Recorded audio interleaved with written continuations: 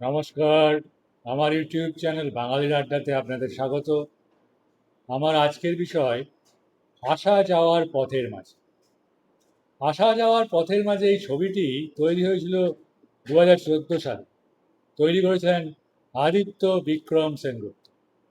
ইতিহাসে প্রথম বানানো ফিল্ম কোনটি সেটা নিয়ে নানা বিতর্ক থাকলেও সময়কালটা নিয়ে 19 শতকের শেষের দিকে ছিল, এটা বলাই যায়। তখন সিনেমাতে কোনো সাউন্ড থাকতো না, এরপর হলো অর্কেস্ট্রার ব্যবহার। তারপর ধীরে ধীরে 1927 বের হলো প্রথম talkies film the jazz singer. কালের বিবর্তনে এলো অল টকিজ ফিল্ম। আর এখন তো সংলাপ আর শব্দের মিলনে এক একটা সিনেমা তৈরি করা হচ্ছে। জন বিবেচনা কখনো পুরো সিনেমাটাই সংলাপ দিয়ে পরিপূর্ণ, কেবল সংলাপের জন্য বিখ্যাত হয়ে আছে কত কত যে সিনেমা, তার কোনো ইয়ত্তা নেই। সেই সংলাপের যুগে দাঁড়িয়ে একেবারে সংলাপহীন একটি সিনেমা আদিত্য বিক্রম সেনগুপ্ত আসা যাওয়ার মাঝে, লেবার অফ লাভ। কথার সীমানা ছাড়িয়ে সিনেমা যে দেখার আর উপলব্ধি করারও বটে, সেটি আমাদের পুনরায় মনে করে দিতে পেরেছেন এই পরিচালক। ইতালো ক্যালভিনোর এক 2 পৃষ্ঠার গল্প থেকে এই ছবির কাহিনী অনুপ্রাণিত। ইরানি short film adventure of married কাপলের সাথে এর মূল ধারার মিল আছে বলে অনেকে মনে করে দাবি করলেও আদতে কিন্তু সেরকম কিছু নয়। এই শর্ট ফিল্ম আর আসা যাওয়ার মাঝে দুটো গল্পই ক্যালভিনোর গল্প থেকে অনুপ্রাণিত, কিন্তু দুটোই ভিন্ন ধারার মেজাজে তৈরি। সিনেমার গল্পটা একেবারে উত্তর কলকাতার দুজন মানুষের, যাদের যাপিত জীবনের। সিনেমা শুরু হয় এক সংবাদ পাঠিকার কণ্ঠ দিয়ে। প্রচুর মানুষ চাকরি হারিয়েছে একটা রিসেশনে, সে সংবাদ জানা যায়। একটা বিক্ষুব্ধ কলকাতার আভাস পাওয়া যায়, কিন্তু এরপরে থেমে চলে আসে হলেস্তারা খসে যাওয়া দেয়াল। সেই সাথে সানায়ের সুরের মধ্য দিয়ে যেন একটা আলাদা জগতে প্রবেশের আভাস দেওয়া হচ্ছে। এখানে এই দেয়ালেরই যেন কত কত সুখ, দুঃখ, গল্প জমে আছে। এরপরে দেখা যায় উত্তর কলকাতার গলি ঘুপচি পেরিয়ে স্কুলের পাশ দিয়ে হেঁটে কাজে যাচ্ছেন এক কম বয়সী নারী। এখানে অভিনয় করেছিলেন বাসব দত্ত চ্যাটার্জি। খুবই স্বাভাবিক আর নিস্তরঙ্গ সকালের দৃশ্যের মতো সে দৃশ্য থেকে খুব সাবলীলভাবে চলে আসে জানলার ধারে চায়ের কাপ হাতে দাঁড়িয়ে থাকা একজনের কাছে। এখানে পুরুষ চরিত্রটিতে অভিনয় করেছেন ঋত্বিক চক্রবর্তী। সিনেমাটিতে কোনো সংলাপ নেই, তাই এই দুজন মানুষ শেষ অবধি আমাদের কাছে নাম পরিচয়হীন থেকে যায়। দুজন আলাদা সময়ে কাজ করার ফলে সারাদিন কারোর সাথে কারো দেখাও হয় না। শুধু আসা যাওয়ার মাঝে একটুকু যে মিলন, তা নিয়েই পুরো গল্প। এর দৃশ্যায়ন আর অদ্ভুত সুন্দর শব্দায়নের মধ্য দিয়ে বোঝা যায় কতটা যত্ন নিয়ে সিনেমাটি তৈরি করা হয়েছে। প্রতিদিনকার পরিচিত মহলটাকেই যেন নতুনভাবে দেখাতে চেয়েছেন বা সক্ষম হয়েছেন পরিচালক আদিত্য বিক্রম সেনগুপ্ত। দৃশ্যপটে দুজনের প্রাত্যহিক জীবনের ছোট ছোট বিষয়গুলি ফুটে ওঠে। স্নানের সময় দুটো সাবান আলাদা করা, কাপড় মেলে দেওয়ার সময় চোখে পড়ে ভেজা কাপড়ের মাঝে জড়িয়ে থাকা ভাঁজ, একা খাওয়া দাওয়া করা, ব্যাংক থেকে টাকা তুলতে হবে সেটিও বুঝে নেওয়া টেবিলের উপর থাকা চেক দেখে, বাজারে যাওয়া, জীবন্ত কানকো দেখে মাছ কেনা, সেই মাছ ঘরে এনে ফ্রিজে রাখা, এরপর কিছুটা বিশ্রাম, তারপর সন্ধ্যা হতেই কাপড় তুলে ঘরে আনা, কাজে যাওয়ার প্রস্তুতি, সন্ধ্যায় পুজোর আগরবাতি জ্বালানো, কাজে চলে যাওয়ার পর স্ত্রীর ঘরে ফেরা, আবার একা খাওয়া দাওয়া করে সব গুছিয়ে শুয়ে পড়া, সকালে ফোন দিয়ে তুলে দেওয়া, কিন্তু কোনো সংলাপ নেই, কথা বলার ফুরসত নেই। অদ্ভুত সুন্দর একটি ছবি। আমি যখন এই ছবি দেখেছিলাম তখন আমার প্রায় 2 দিন ঘোর লেগে গেছে যে ছবি সিনেমা এরকমও হয়।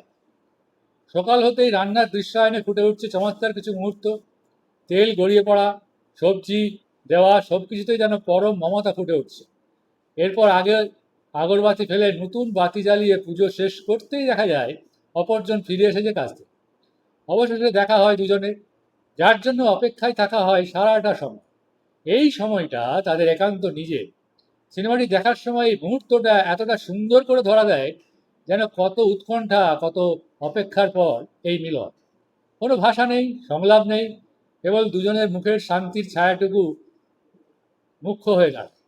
অল্প কিছু সময়ের মাঝে চা করে এনে আবার কাজে যাওয়ার প্রস্তুতি, এতটুকু। এভাবেই পুরো সিনেমাটা যেখান থেকে শুরু হয়েছিল সেখানেই যেন ফিরে যায় প্রাত্যহিক জীবন সংগ্রাম। দৃশ্যপটে দুজনের প্রাত্যহিক জীবনের ছোট ছোট বিষয়গুলো ফুটে ওঠে। স্নানের সময় দুটো সাবান আলাদা করা, কাপড় মেলে দেওয়ার সময় চোখে পড়ে নানা রকম ব্যাপার। আসা যাওয়ার মাঝের গল্পটি আমাদের রোজকার যাবিত জীবনের গল্প। এখানে কোনো তাড়া নেই, কোনো বড় কোনো সুখ নেই, আবার কোনো দুঃখও নেই, কেবল শান্তি আছে। কিছু না হওয়াটাও যে একটা বড় শান্তি, এটাই যেন বারবার বোধ করিয়ে দেয় আমাদের। আজকের সময়ে দাঁড়িয়ে মনে হয় এই ধরনের ছবি তো দেবতার আশীর্বাদ। কেন আমরা এই ধরনের জীবন কাটাতে পারছি না? শুধুমাত্র ভোগ বিলাস, কথা বার্তা, নানা রকম ইনফরমেশন, এই সমস্ত নিয়ে আমরা জীবন কাটাচ্ছি। সেই ধরনের ছবিও হচ্ছে, কিন্তু আদিত্য বিক্রম সেনগুপ্তের এই ছবিটি মনে করিয়ে দেয় জীবন যেমন এখানে তেমনি জীবন অন্যখানে, অন্য কোনোখানে অন্য রকম হতে পারে। কিছু না হওয়াটাই যে একটা বড় শান্তি, এটাই যেন বারবার বোধ করিয়ে দেয় আমাদের এই ছবিটি। মাঝে মাঝে শোনা যায় এ ভাষা ও ভাষা থেকে ভেসে আসা পুরনো দিনের গান, যেটা আরও বেশি মনোরম পরিবেশের সৃষ্টি করে ওই জাফরি কাটা বারান্দা, ঘুলঘুলি আর পুরনো সেই বাড়ির আওয়াজ। পরিচালক এই সিনেমায় কোনো সিনেমার বিষয়ই আনতে যান। সিনেমাতে সুখ দুঃখের বিষয়টা অনেকখানি বাহ্যিকভাবে দেখানো হয়, কিন্তু আমাদের স্বাভাবিক জীবনে বিষয়টা অনেকখানি অপ্রকাশিতই থেকে যায়। কেউ খুব দুঃখ পেলে খুব কমে এসে প্রকাশ থাকে মুখাবয়বে, সেটিই তুলে ধরতে চেয়েছেন তিনি।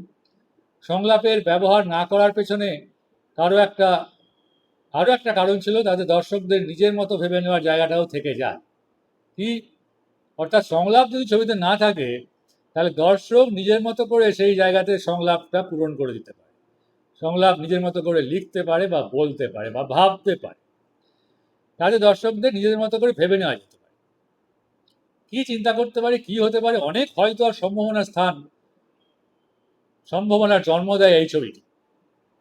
পুরো সিনেমা তৈরির সময় আদিত্য প্রচুর রিটেক করেছেন। যতক্ষণ পর্যন্ত তার কাছে মনে হয়েছে অভিনয় বিষয়টা বাদ দিয়ে সাবলীল হচ্ছে, ততক্ষণ তিনি রিটেক করে গেছেন। তার মতে এতে সবাই পারফেক্ট করার চিন্তাটা বাদ দিয়ে স্বাভাবিক হয়ে যায়, আর তখনই তিনি যেটা চাইছেন সেটা বেরিয়ে আসে। 2009 সালে প্রচুর মানুষ পশ্চিমবাংলায় চাকরি হারায়, এতে শ্রমিক অসন্তোষ দেখা যায়। সেই সময় প্রেক্ষাপটে দুজন মানুষের গল্প নিয়ে চিত্রনাট্য তৈরি করেছিলেন আদিত্য বিক্রম সেনগুপ্ত। অভিনয়, শব্দ আর সিনেমাটোগ্রাফি, এই তিনের সাবলীল মিলনে তৈরি হয়েছে এই সিনেমা। পুরো সিনেমা তৈরির সময় আদিত্য প্রচুর প্রোডাকশনে কাজ করেছেন। সিনেমাটোগ্রাফিতে ছিলেন মহেন্দ্র সেঠি আর বিক্রমাদিত্য সেনগুপ্ত নিজে। এই সিনেমাটি দেশ বিদেশ থেকে জিতে নিয়েছে নানা পুরস্কার। ৬২তম ন্যাশনাল ফিল্ম অ্যাওয়ার্ড পেয়েছে এই ছবিটি। বেস্ট ফিল্ম এবং বেস্ট অডিওগ্রাফি ক্যাটাগরিতে মারাকেচ ইন্টারন্যাশনাল ফিল্ম ফেস্টিভ্যালে পেয়েছে সেরা পরিচালকের পুরস্কার। নিউ ইয়র্ক ইন্ডিয়ান ফিল্ম ফেস্টিভ্যালে পেয়েছে best film, best director, best original screenplay আখ্যা। আবুধাবি ফিল্ম ফেস্টিভ্যাল ও বিএফআই লন্ডন ফিল্ম ফেস্টিভ্যালে জুরিদের কাছ থেকে প্রশংসা কুড়িয়েছে এই আসা যাওয়ার মাঝে। নিজেদের অর্থেই এই সিনেমাটি বানানো হয়। মাত্র 9 জন প্রোডাকশনে কাজ করেছেন। সিনেমাটোগ্রাফিতে ছিলেন মহেন্দ্র সেট্টি আর বিক্রম আদিত্য সেনগুপ্ত। এই সিনেমা পরিচালকের মতে তিনি অভিনয় শিল্পীদের অভিনয় করতে বারণ করেছিলেন, এবং এই অভিনয় না করার অভিপ্রায় থেকেই যেন এতটা বাস্তবসম্মত এই অদ্ভুত সুন্দর সিনেমাটি দর্শকদের সামনে পৌঁছে দিতে পেরেছেন। প্রাজ্ঞ অভিনয় শিল্পী সৌমিত্র চট্টোপাধ্যায় এই বিশেষ সিনেমাটি সম্পর্কে বলেছেন, সেই সময় আমরা যখন কাজ শুরু করেছিলাম তখন যেভাবে সিনেমা তৈরি হতো, সত্যজিৎ, ঋত্বিক, মৃণালরা একদম রাস্তায় নেমে বাঙালির নারীর স্পন্দনগুলো ধরতেন। এই ছবিটা সেই রকম তৈরি করেছেন বিক্রম আদিত্য সেনগুপ্ত। প্রত্যেকটা দৃশ্য এত বেশি স্পর্শকাতর যে দেখতে দেখতে সত্যিই চোখে জল এসে যায়, এবং আসলে যেন তাই, সত্যিই চোখে জল এসে যায়। কিন্তু এই ছবি যখন 2014 সালে রিলিজ করে আমরা দেখতে যাই, তারপরে খুব স্বল্প সময় পরেই ছবিটা উঠে যায়। সাধারণ মানুষ ছবিটা খুব একটা দেখেনি, কেন ভালো লাগেনি আমি জানি না, কিন্তু এই ছবি যে একদম আপ্লুত করেছে বোদ্ধা দর্শকদের, বা সাধারণ দর্শকও কিছু আছেন তার মধ্যে, কিন্তু মাস বা জনগণ এই ছবিকে রিজেক্ট করলো। কেন করলো আমি জানি না। এখন এই এপিসোডটি যদি আপনাদের ভালো লেগে থাকে তাহলে আমার ইউটিউব চ্যানেল বাঙালির আড্ডা এই সাবস্ক্রাইব করবেন, শেয়ার ও কমেন্টও করতে পারেন।